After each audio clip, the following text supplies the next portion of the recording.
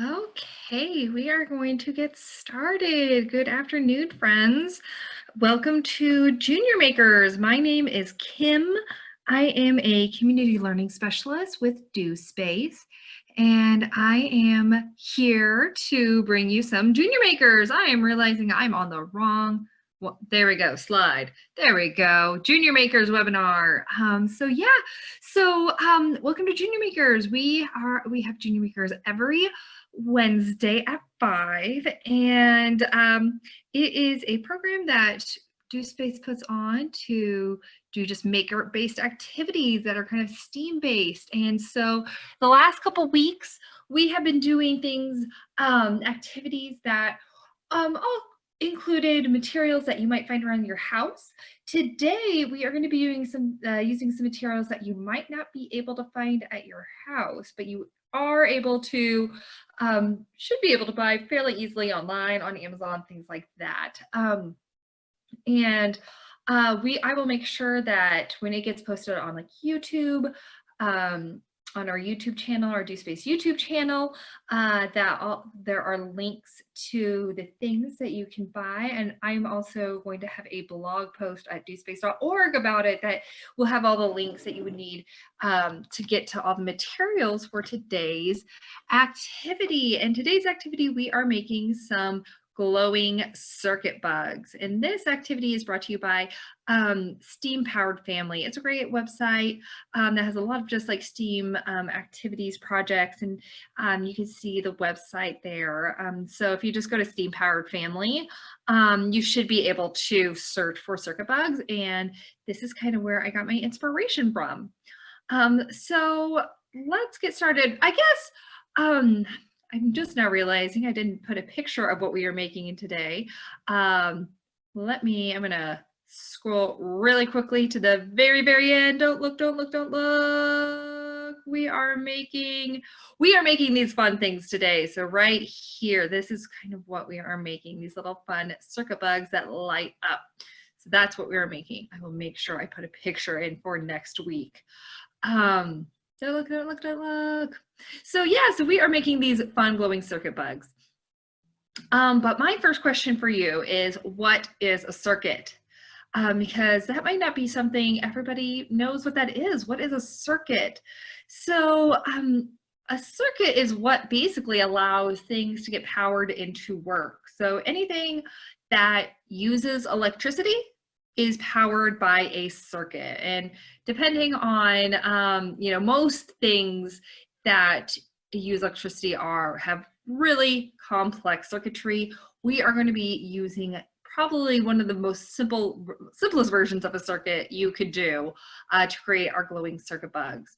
But I have a video that I like to use I use in my DoSpace class all the time. It's called Introduction to Simple Circuits. It is just a really great video on how circuits work and kind of a little bit of the science behind them. And they're really great for all ages. So I'm going to play this, and we will go from there.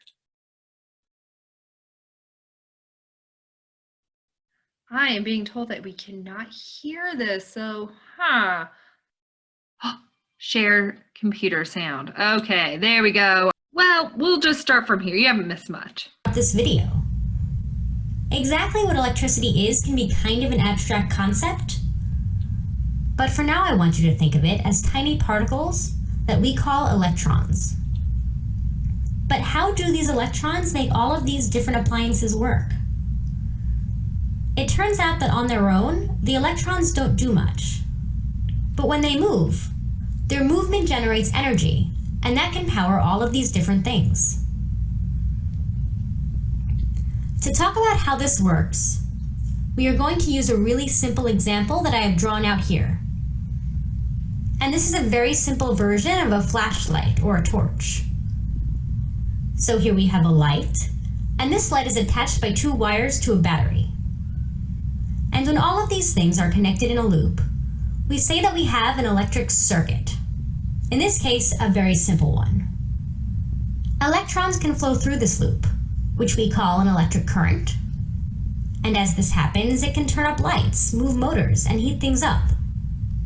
But no matter what job it's doing, we can always think of a circuit as a path through which electricity flows. There are a few things that I want to point out about this circuit. First, I want us to look at the battery. And the battery provides the power that causes the electricity to move around the circuit. And this battery, in fact all batteries, have a positive end and a negative end. Electrons are pushed out from the negative end and move towards the positive end. And the wires provide the path that the electrons can move through. Another thing you need to know about this circuit is that it only works if it is closed. If there is a break anywhere in the circuit, like if a wire was broken or not connected to the battery, the circuit wouldn't be complete and the light would no longer light up. And we could make this circuit a little bit more complicated by adding things like other lights. But we could also add things like switches. Switches are components that purposefully break the circuit, but then they allow you to open and close it as needed. So think about a light switch. When the switch is down, the circuit is broken and the light is off. But when you turn the switch on, it completes the circuit, it closes it. And this allows the light to turn on. Okay, so yeah, I just really like that video. I think it does a really great job explaining what the simple circuit does, then different parts, and everything like that. So basically, we are going to be making something that it's not necessarily going to have a switch per se, but we're going to have all the elements, just like our video does, to make a circuit. And so we are that is gonna take us to our materials list.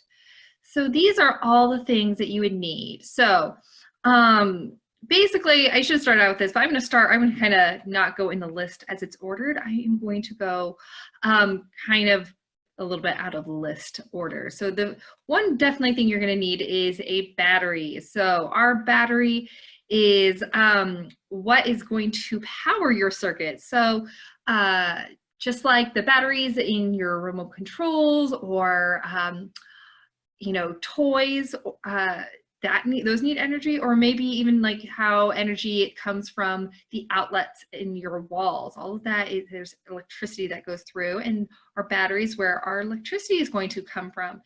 And if you're paying attention, all batteries have a positive side and a negative side. And so, and this is going to be important for when we kind of construct our circuit. And so the kind of battery we are going to use is going to be looking a little bit different than maybe the batteries you put in your toys or in, controllers or remotes or something like that.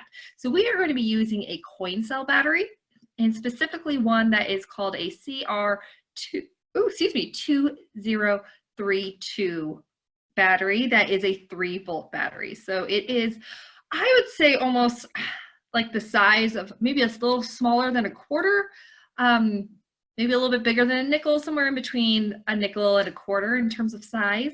And so that is the kind of coin cell battery that we are going to be using. And so as you can kind of see in our picture here, it looks like a coin. And so, but just like our video said, every battery has a positive and a negative side. And, usually batteries are kind of the cylindrical ones, and there are ends, right? There's a positive end and a negative end. Well, these have sides because it's flat. So the front side, that's kind of shiny, and they usually have like a plus sign for positive. That's going to be your positive side. And then the other side is obviously your negative side. So that's what you're going to need. You're also going to need some LED lights. So those are these two little guys here, like little LED bulbs. And this is what we are going to power with our battery. And so you will need some 2 little LED lights. And then we need something to connect our battery to our LED lights, which is going to be our wires. So you can see you are going to need some insulated copper wire. And so you can kind of see we are going to need to, it's going to be important to know which side we're going to need positive and negative. So to go, we're going to need to know which wires are going to our negative side of our battery and which wires are going to our positive side of our battery. So I like to use 2 different colored wires, and you're going to need 2 sets of each. So I would say, and it doesn't have to be red or black. Normally, kind of, electrical terms, a lot of times red means positive and black means negative. But that does not need to be the case. As long as they're 2 different colors, and it could be purple means positive and pink means negative. It doesn't really matter. Yeah, so you'll need some copper wire that has insulated, because you'll want a little bit of the ends kind of stripped off. And so a lot of times you can just kind of use like scissors, or if you have maybe a wire stripper, things like that. I like to, if you use just like maybe craft scissors, you can kind of cut around the insulation and pull it off pretty easily. You are also going to need some electrical tape. So this is going to help insulate. So this tape specifically doesn't allow a current to go through it.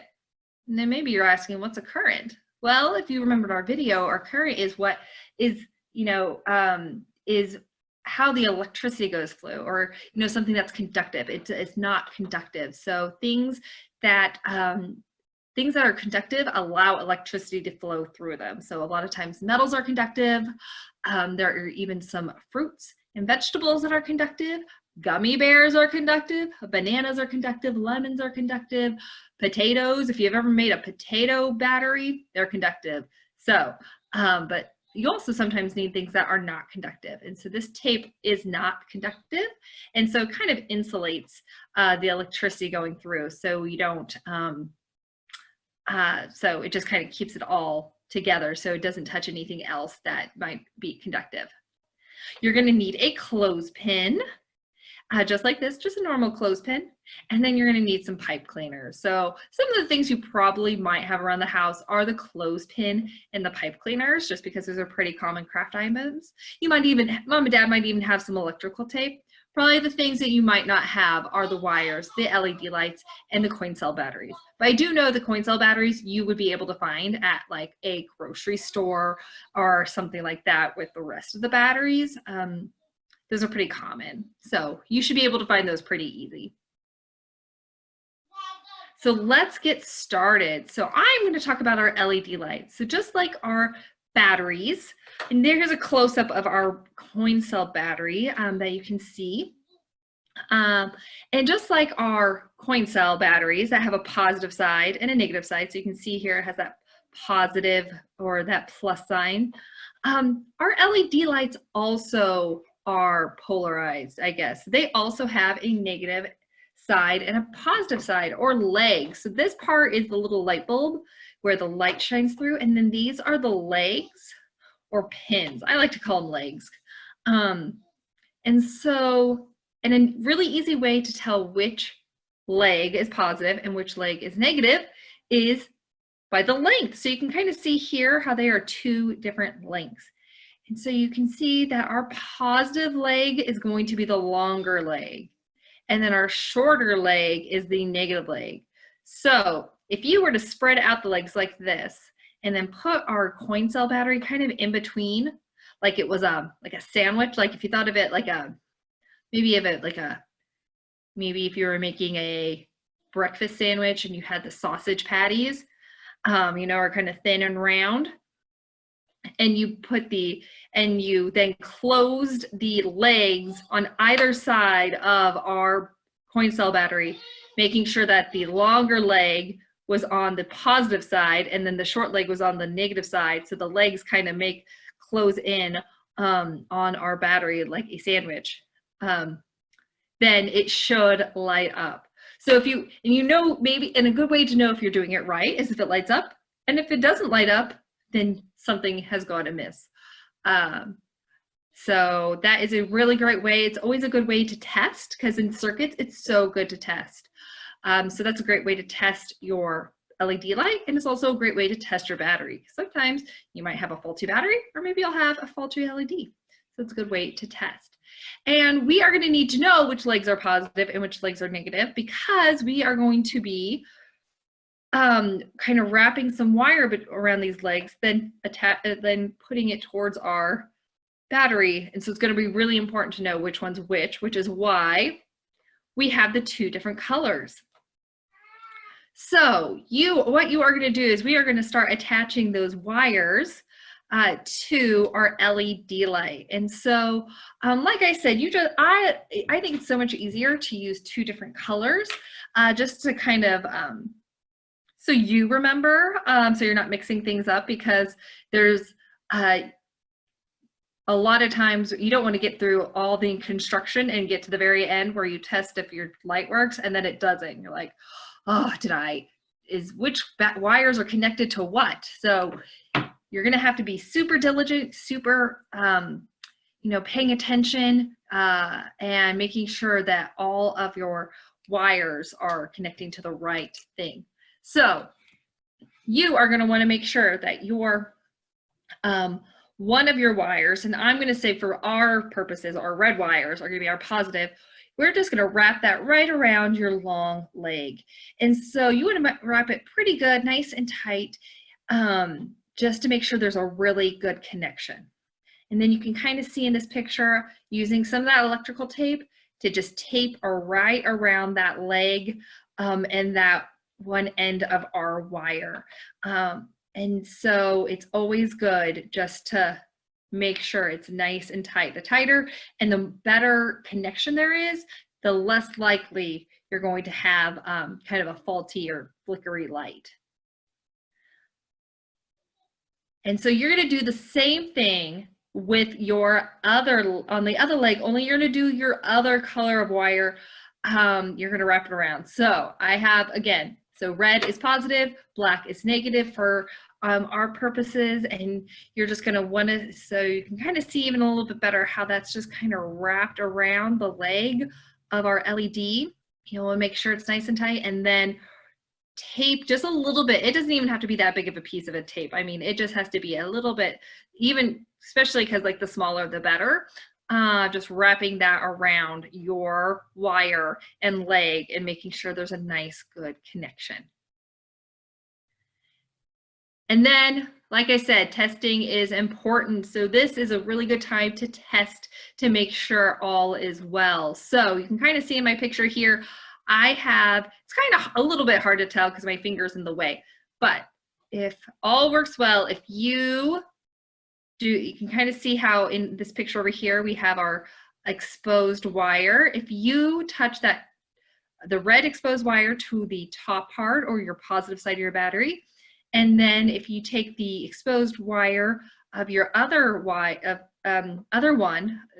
in our case, our black wire, and put it on the underside of our battery and have that touch that, your battery or your LED light should light up. So this is a good way. Testing throughout this project is really important because you don't want to, like I said, get to the very end and realize, oh, I connected a positive wire to the negative side of our battery or vice versa. So at the very end, this is kind of how it's going to look. And then you are actually going to do that twice. Yes, you're going to do that twice. So you're going to have two sets of wires, like I said. Again, you'll want to test them both just to make sure they're both working so well, because this part up here is probably going to be the most likely part of this project that you might have to go back and do a little bit of trial and error or do some problem solving and kind of fixing it. And then after you get both of your kind of lights assembled, we are going to put them on our clothespin. Now, I have this middle picture in here because it's a little bit hard to describe where you are going to be kind of attaching our lights. So you're going to want to make sure that your LED legs are kind of, spread apart. And then you are going to be attaching them to this end. So the end of the clothespin that you squeeze together to open up the other end. So you're going to be attaching it to these ends.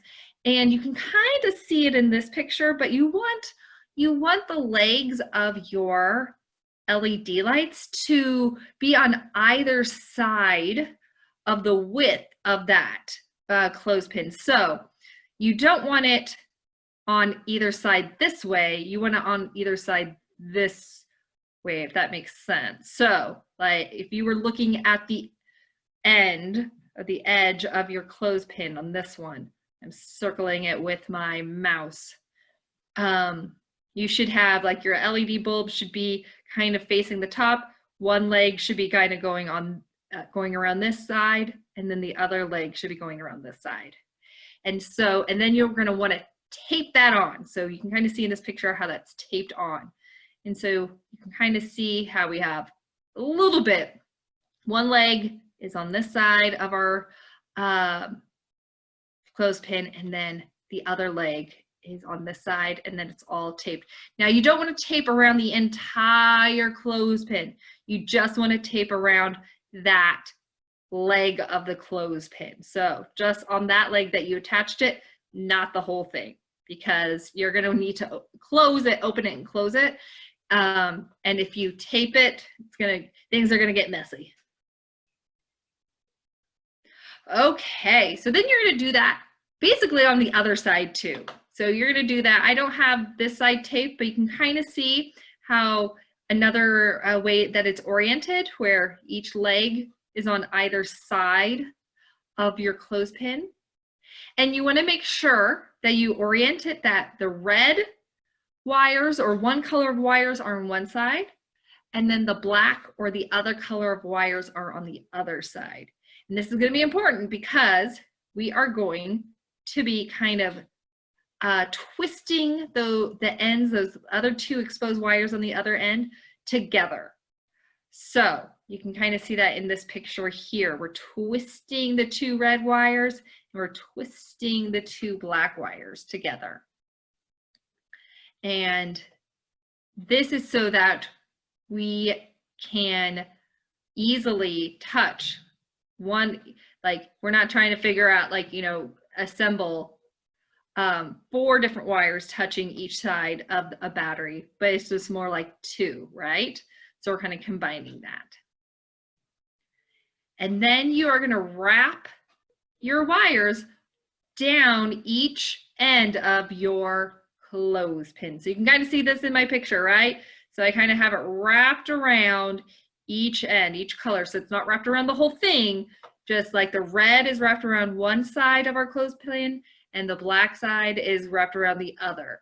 So, and you want to end it, you want to make sure that those exposed wire that you just twisted kind of end up in the spot that come together when the clothespin is closed. And that's going to be really important that your exposed wire ends up right there in the middle of where the clothespin kind of closes, because that's where we're going to put our battery.